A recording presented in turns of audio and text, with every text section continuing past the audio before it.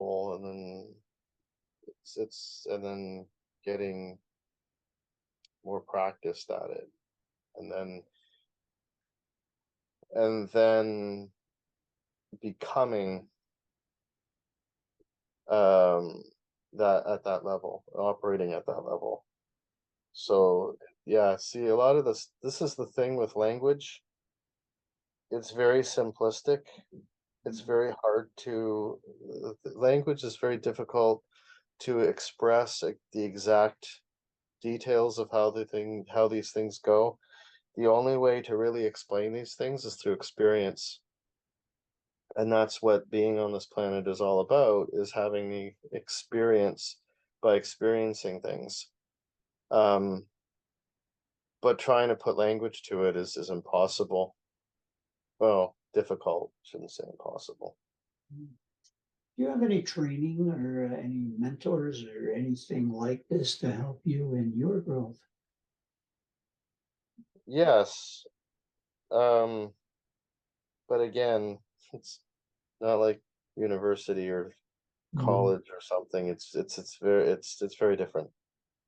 yeah. I mean, because everything that we're doing, being beings on this planet and other planets, is all about learning and growing.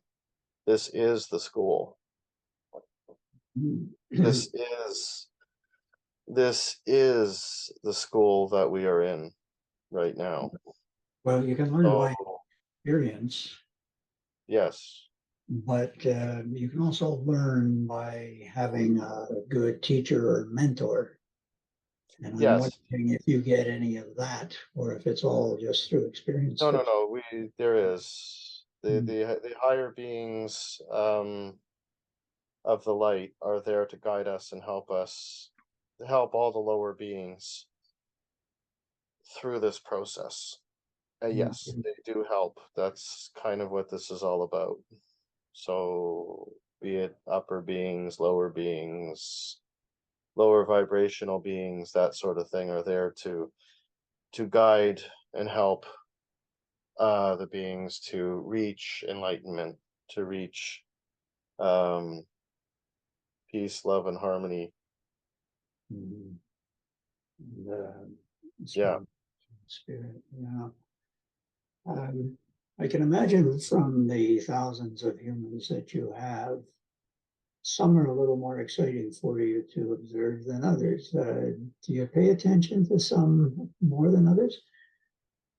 No, they all get the equal attention because it's not an issue of excitement. It's not an issue of those kinds of things. It's more of an issue of the path and where they're headed. Um, the the way, again, it's, see, the thing that most people, the thing they experience is not as serious or not as bad as they make it out to be oftentimes. Mm-hmm. And oftentimes, again, it's the being has to go through the challenges in order to, you have to do the homework. You have to Mm-hmm. do the work. Mm-hmm. So you have to go through the challenges in order to achieve happiness. So you have to go through the suffering Mm-hmm. in order to understand what suffering isn't. So yeah, that's a difficult question to answer. It's very hard to explain. So yeah, it's all part of the, yeah. Uh, so as far as I can explain it. Mm-hmm. Well, you're not the first to tell me that there's no language to explain some of what's going on at the higher levels. And certainly everyone acknowledges that there's limitations to 3D consciousness. Yeah, there is. We're wrestling with that. But I think you've done a superb job in explaining things that I can write about and get to other humans to help their understanding. I'm wondering though, as you've exhausted all the questions I showed up with, is there any question or point that I did not ask about that you think would be important for humans to know or understand at this time? I think it's very important for humans to understand the concept of suffering. Mm, So, what exactly is suffering? So, suffering is the bodies that we are in are not comfortable, no matter how much workout you do and how much weight you lose, and so on and so forth. These bodies are not comfortable that we're in. And it's important to understand that. And it's important to understand that you want to reduce suffering as much as possible. So in order to reduce suffering, you need to understand that suffering is caused by attachments to things. mm, So what is an attachment? Well, the best way to describe an attachment is to escape the suffering, but it's always temporary. So things like going to see a movie where your mind is now occupied with something else. Um, and then there's playing games or doing other things that you enjoy. And then, so it's fair to say that addictions are severe forms of attachments. And that's where the reason why people get addicted to things is because they're trying to escape the suffering. But you're always suffering.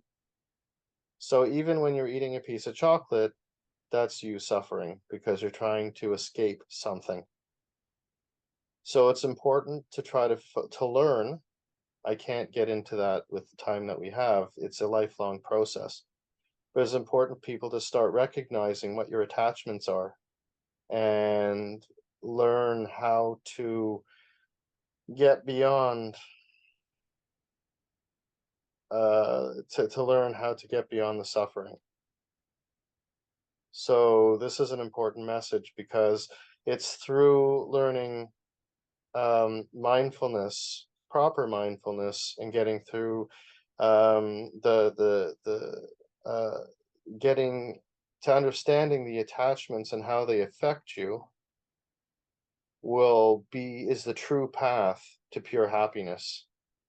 Because once you eliminate all the attachments, and once you eliminate all the attachments, you can then eliminate suffering.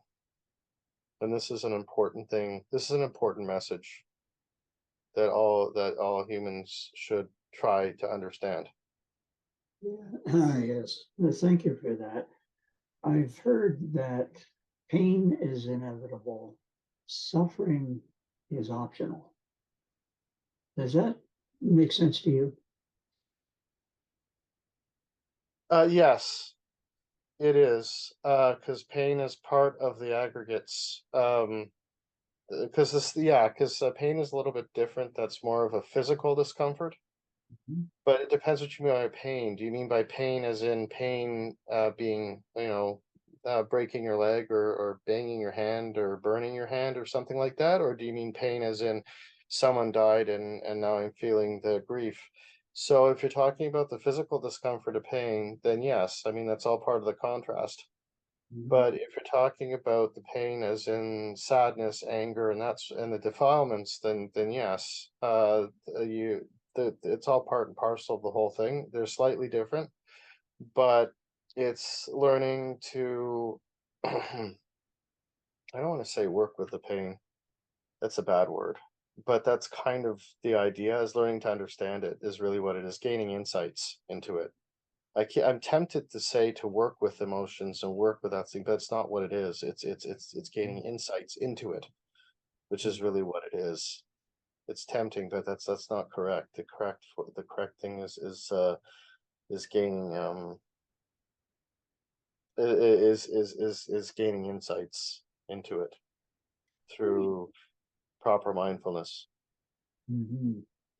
Can you give That's me a really hard example of an attachment that is causing suffering. When I think of attachments, I think of all the stuff that I own and how I That's need an to get them. attachment right there. Perfect Okay, now example. how Right. are those things causing me suffering? Well, because when you have something that you're attached, because when you have, okay, there is this desire for people, um, like there's a resurgence in records. There are some people that love records to the point where they will give, they would justify buying records and owning them because they believe that the sound quality is better. In Mhm. reality, what it is just an attachment. Okay, They are good. attached to the records. They take it off the shelf and they pull out the sleeve and they put it down. So it's because they're trying to escape whatever pain they're in. That's where they're feeling that they're feeling the pain of something. Now, it might not be something that they would notice on the surface. It's probably something that's deep down inside. For Because example, remember your emotions, your like your feelings and all that stuff are all in layers. So there's something inside of you subconsciously or something that's coming up for you that you're not aware of. So that's your suffering there. could you give So me then your mind is reaching out to a record to pull it off the shelf because it wants to escape. So it takes it goes through that ritual process because that's makes you feel good. So when you're looking at something that means a lot to you, that you have that attachment for, be it a memoir from a past that you have sitting on the shelf, um, something that uh or the cigarette yeah, or the drugs or the coffee, because there's that's the physical, that's an example, perhaps maybe the physical pain when you wake up in the morning and you're like feeling that grogginess and you want to have that coffee because that's your attachment to escape that. But sometimes that grogginess is not noticeable, or sometimes that pain is not noticeable on the surface. And yeah. that's where the mindfulness comes in, because that's where you want to really get deep to understand the insights of where that's taking place. So how many times have you reached for an ice cream because the ice cream truck came along and that triggered something inside of you to say, I want one? Okay, the you may might buy ice cream might not be your escape, but that sort of thing. Well, can you give me an example of what would be perhaps buried in my unconscious mind that would cause me to reach for vinyl records? Or reach for whatever it is. Yeah, coffee, books, whatever. There's lots of examples. When um okay, so the thing is that the mind is constantly suffering all the time. You're constantly always um you're constantly always uh like the constant thoughts that enter your mind all the time. Those will always be there, and that's part of the suffering. And then you get into these thoughts, and then that's how you and that's also a form of attachment right there. I mean, and then um so you might not be feeling it, but maybe there was a thought that had entered your mind briefly, and then the thought left, and then you went on to some other thought, but that one thought was probably something that might have triggered something. I'm trying to think of an example. Um, because nothing's coming to me except for maybe there was something that happened in the past. for example, and you wake up, like there's an example of a person who might wake up screaming from a dream